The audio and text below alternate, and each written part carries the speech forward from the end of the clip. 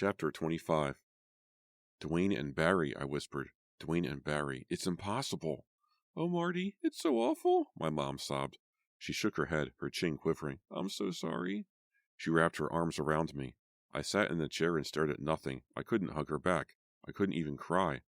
Marty? Do you need a few minutes? Officer Martinez asked. I could go and come back. The police officer's question snatched me out of the trance I slipped into. No, I'll be okay, I guess, I mumbled. What did you want to know? My mom walked around the front of the couch and sat down next to me. The police officer still didn't sit, and it made me nervous, as if there were vultures staring down at me. Perhaps you want a lawyer present, Officer Martinez asked. We have to give you that choice. I shook my head. I'll answer your questions. I want to help. What time did you leave Barry's house last night, Marty? Lambert asked. I don't know, I shrugged. A little before 10, I think. Ricky might remember better. She was still there with him when I left. A neighbor saw you run from the house, Lambert said, his eyes burning into mine. The neighbor said you looked wild, very excited. Wait a minute, I cried. You guys don't think I killed him. You've got to be out of your minds. The officers both raised their eyebrows. Then Martinez shrugged. Look at it from our point of view, Marty, he began. We've been aware of every incident in which you were involved over the past few weeks. Huh? I cried. Incident? He nodded. First, there was the killing of the cat in the high school gym. Then you behaved strangely at the student court session. You told everyone that you saw a dead cat when there was nothing at all. Then you were the one to discover Dwayne Clark's body. I felt sick. I couldn't argue with anything he said. Finally, last night at the animal shelter, the officer continued, the manager told us she found the cats all loose, and you were batting at them with a broom.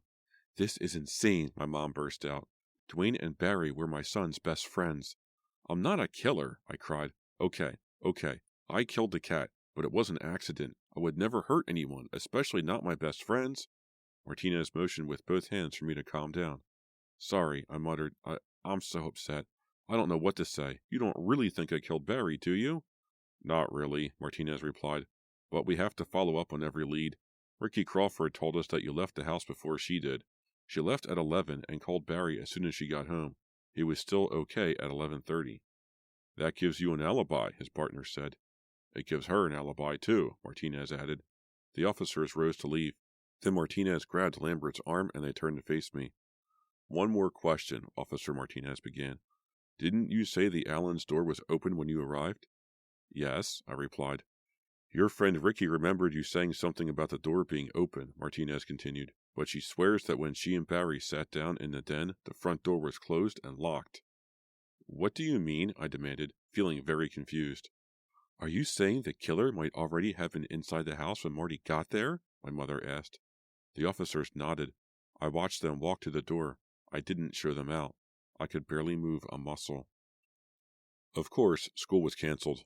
Miss Bevan, the vice principal, called Mom and said that special counselors were being called in to talk to students about the two murders.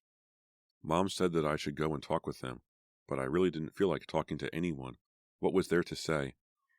I stayed in my room all morning, feeling totally numb. I couldn't think, I couldn't cry, I couldn't do anything at all.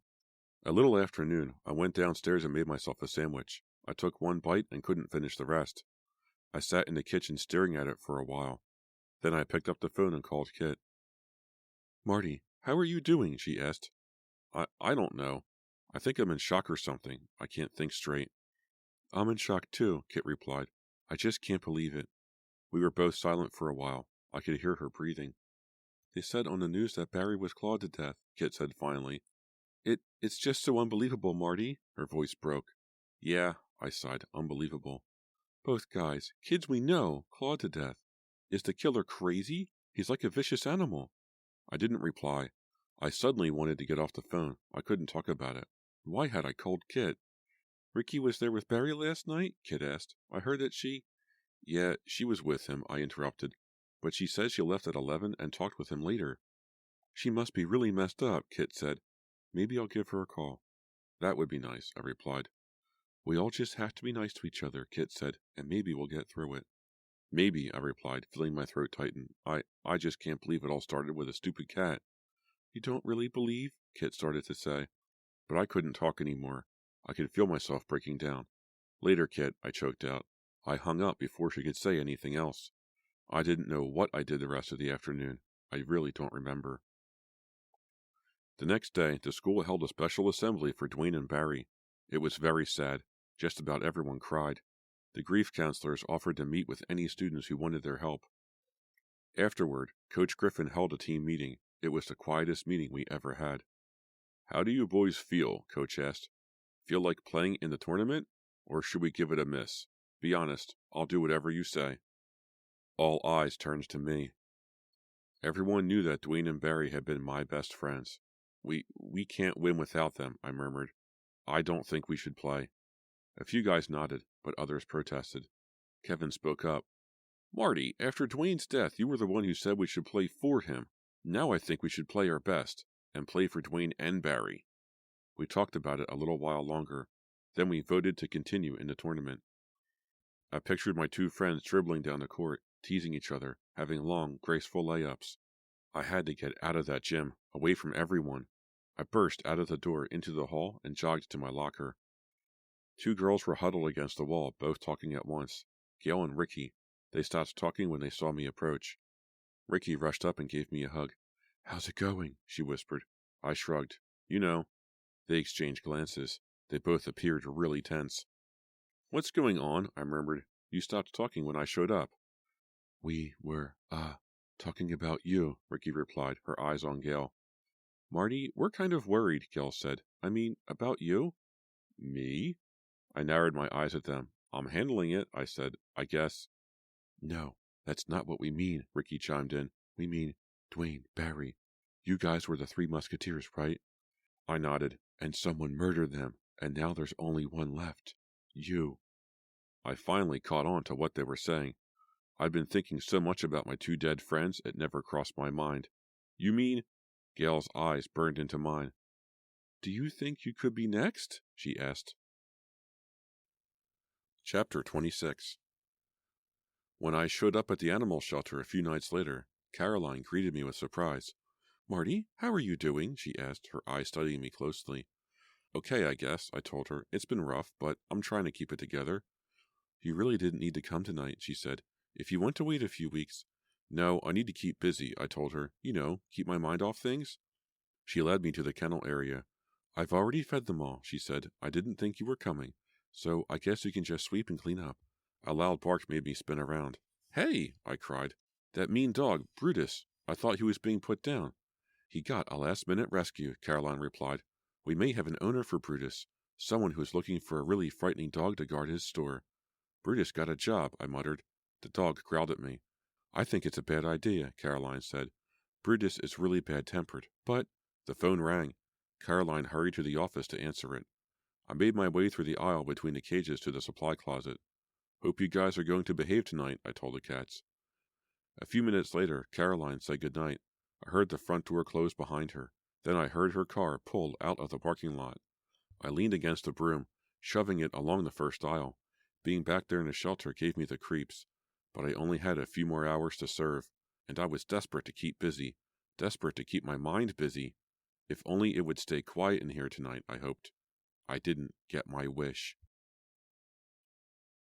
Chapter 27. I was sweeping the last aisle when the cats began to hiss. A few cats at first, at the other end of the kennel. But the sound quickly swept through the room like a strong, angry wind. "Stop it!" I shouted. "Stop it right now!" I know it was stupid, shouting at cats, and it only seemed to get them more excited. I let go of the broom and covered my ears. Cats yowled and hissed. The deafening noise made the dogs start to bark. "Is someone here?" I called. Was someone causing the animals to go nuts? "Is someone here?" I shouted at the top of my voice. No reply. Dogs bumped the sides of their cages as if trying to break out. Cats arched their backs and hissed. "I'm just going to leave," I decided. "There's no reason to stay here." I turned toward the office and gasped in shock. "Kit!" I cried. She stepped out from behind a row of cat cages. She had a big gray sweatshirt pulled down over black tights. Her hair hung loosely around her face. "Kit!" I shouted over the animal cries and hisses. "What are you doing here? I'm so glad to see you." To my surprise, her expression turned hard and cold. "It's your turn, Marty," she said. Chapter 28. "Huh?" I took a few steps toward her. "Kit, what did you say? It's so noisy in here." She raised one hand. The hissing and barking stopped. Hey, magic! I cried. What's going on here? It's your turn, Marty, she repeated, her eyes staring into mine, cold as ice. My turn? I don't understand. You killed me, she said in a low, even tone. You killed me, and then your two friends left. I stepped up to her, my mind spinning. Kit, are you okay? I asked. You're not making any sense. Her expression grew even colder. She pulled back her lips and uttered a frightening hiss. I'm the cat, Marty, she whispered. I'm the stray, the cat from the gym, the cat you and your friends killed. Whoa, I cried. Calm down, just calm down. I put my hands on her shoulders, but she let out another animal hiss and jerked away from me. Her face filled with hatred. Her green eyes flared angrily. Calm down, I repeated. I'll get you to a doctor. You'll be okay. It's the strain, Kit. It's all the horror of the past week. It's making you say crazy things, but I'll get you help. I'm the cat, Marty, she repeated. You met my family, remember? The other cats in my house? Those are my brothers and sisters. But, Kit, I started to say. She raised a hand and clawed the air. I'm a shapeshifter, she continued. I'm one of the last shapeshifters on Earth. I shift between a girl and a cat. It's so easy for me. She took a step closer. Why did you kill me, Marty? Why did you do it? Why were you and your friends always so eager to get rid of me? Kit, please, I begged. You're not a cat. You're just very mixed up right now. But you'll be okay, I promise. Do you know why I hung around in the gym? She demanded. Do you know why I lived under the bleachers? To be close to you. Huh? I gasped. I stayed there to watch you, she insisted. That's how crazy I was about you. She sneered. That's true love, Marty. And how did you pay me back? You dropped me off the bleachers. You tried to kill me. You didn't know that I'm blessed with 9 lives. I stared hard at her. My mouth had dropped open. I didn't believe any of it, not a word. It was all totally crazy. Poor Kit had freaked out. I'll get you help, I told her. No, you won't, she shot back. You're dead, Marty. I'll miss you. I really will. But I've been playing with you for too long. It's time to finish this. Listen to me, I tried to explain. But I stopped when I saw her start to change. Gray fur sprouted quickly over her face. Her features melted together as whiskers poked out from under her nose. She slid out from her clothes, covered in gray fur now, shrinking, down on all fours, her hands and feet turning into paws, a tail rising stiffly behind her, her lips pulled back in a shrill cat hiss. No! A wail of horror, of total disbelief escaped my throat. I was staring at the cat with the black diamond forehead. I was staring at Kit, staring at the cat I had killed. No, please, I begged. I staggered back. Not fast enough. She leapt high, raising 2 sharp-clawed paws. I felt a sharp stab of pain run over my face, saw bright red blood, my blood, spatter to the floor. Oh! The pain shot down my entire body. She pulled away her claws. I saw chunks of my skin in them. Holding my bleeding face, I dropped to my knees and saw her raise her claws to slash again. Chapter 29. Ow! I let out a shriek as the cat's claws cut through my shirt, tearing open my skin. Kit screeched. Her eyes danced happily. She leapt again.